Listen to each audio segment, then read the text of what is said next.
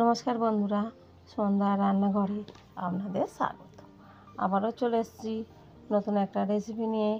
আজকে রেসিপি চাল কুমড়োর মোরব্বা।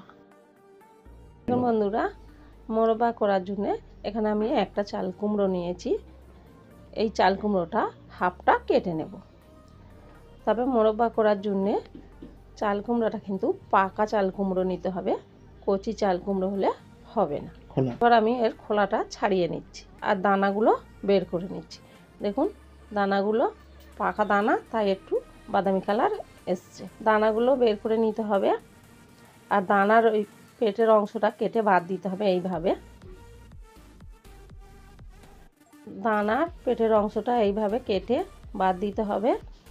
তো দেখুন একইভাবে কেটে বাদ দিয়েছি। এবারে আমি ছোট ছোট পিস পিস করে কেটে নিয়েছি।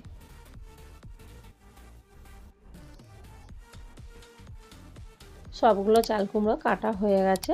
তো এরকম একটা কাঁটা চামচ নিয়ে চারিদিকটা এইভাবে ফুটো ফুটো করে দিতে হবে, যাতে করে ভালো করে চিনির রসটা ঢোকে।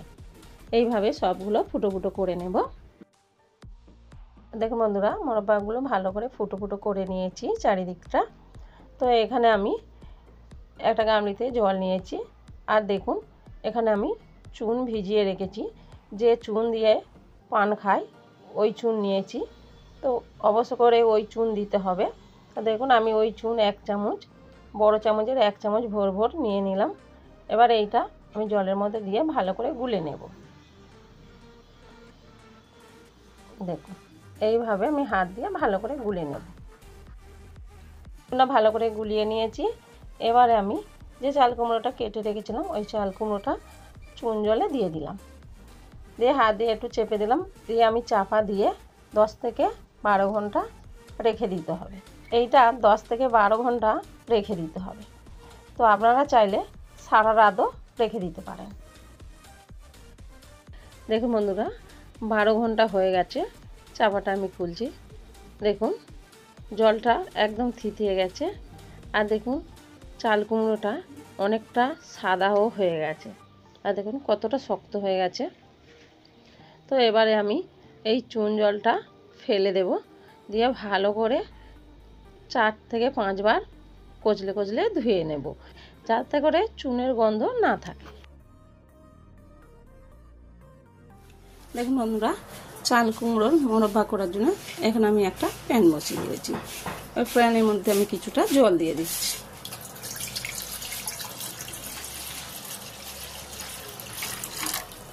তো একটু বেশি জল দিতে হবে।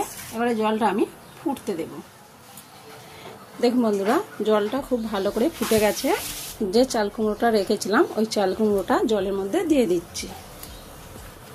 একে একে সবগুলো জলের মধ্যে দিয়ে দেব।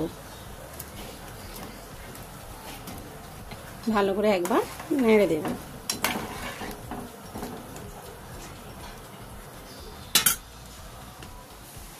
খুব ভালো করে ফুটে গেছে। আরো একবার নেড়ে দিচ্ছি। চাপা দিয়ে 15 মিনিট ফুটিয়ে নেব। দেখুন বন্ধুরা, আমি 15 মিনিট চাল কুমড়োটা সিদ্ধ করে নিয়েছি। এবার আমি খুলে দেখছি কতটা সিদ্ধ হলো। দেখুন আমি একটা তুলে দেখাচ্ছি কতটা সিদ্ধ হয়েছে। কেটে আপনাদের দেখাচ্ছি। দেখুন সিদ্ধ হয়ে গেছে। তো খুব বেশি আমি সিদ্ধ করব না, এইভাবে আমি সিদ্ধ করে নেব। দেখুন অনেকটাই নরম হয়ে গেছে। অনেকটাই নরম হয়ে গেছে। এর থেকে বেশি সিদ্ধ করব না। আমি এবারে জল থেকে ছেঁকে তুলে নিচ্ছি। এরকম একটা ছাঁচা নিয়েছি। এই ছাঁচার মধ্যে আমি তুলে নেব। বন্ধুরা দেখুন এইভাবে ছেঁকে তুলে নিতে হবে।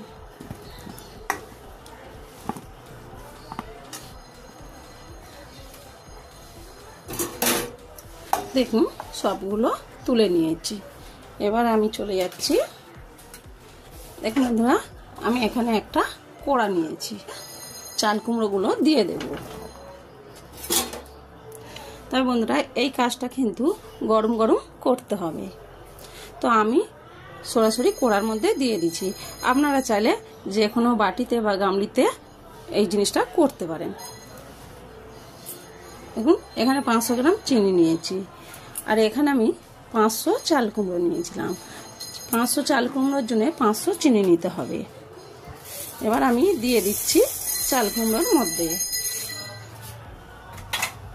এবারে এই গরম অবস্থায় ভালো করে নাড়তে হবে। এখন কিন্তু আমি গ্যাসটা ধরাইনি, এটা গ্যাসের ওভেনটা জ্বালানোর আগে এই কাজটা করতে হবে। তো সরাসরি আমি কড়ার মধ্যে দিয়েছি, আপনারা চাইলে নিচে একটা বাটির মধ্যে করে নিতে পারেন।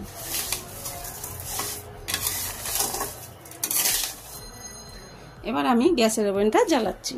তো বন্ধুরা এটা সব সময় নাড়তে থাকতে হবে।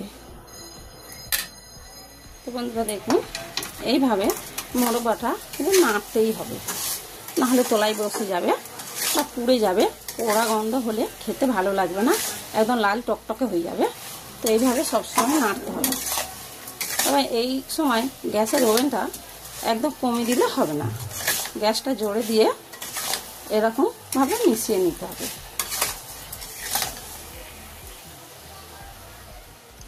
দেখুন বন্ধুরা খুব ভালো করে দেখুন চিনিটা অনেকটা গলে গেছে, আর কতটা জল বেরিয়েছে দেখুন। চিনিটা গলে গিয়ে এরকম জল হয়ে যাবে।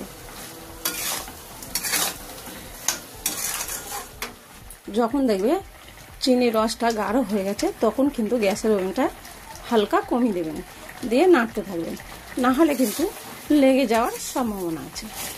ভালো করে এইভাবে নাড়তে হবে।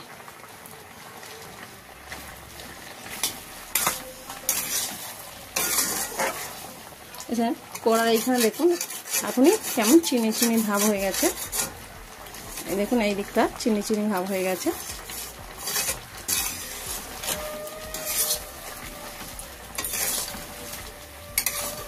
আর দেখুন বন্ধুরা এখনই আমার মোরব্বাটা একদম সাদা হয়ে আছে।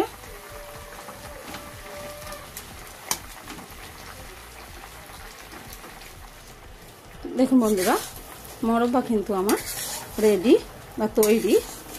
এবার আমি লাভিয়ে নিচ্ছি। দেখুন এখানে আমি একটা জাল নিয়েছি, এই জালের মধ্যে একটা একটা করে তুলে রেখে দেব। তো দেখুন এইভাবে আমি একটা মোরব্বা তুলে আপনাদের দেখাচ্ছি।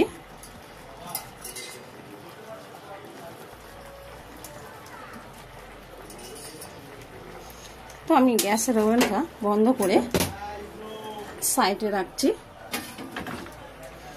দেখুন এইভাবে সবগুলো তুলে নেব।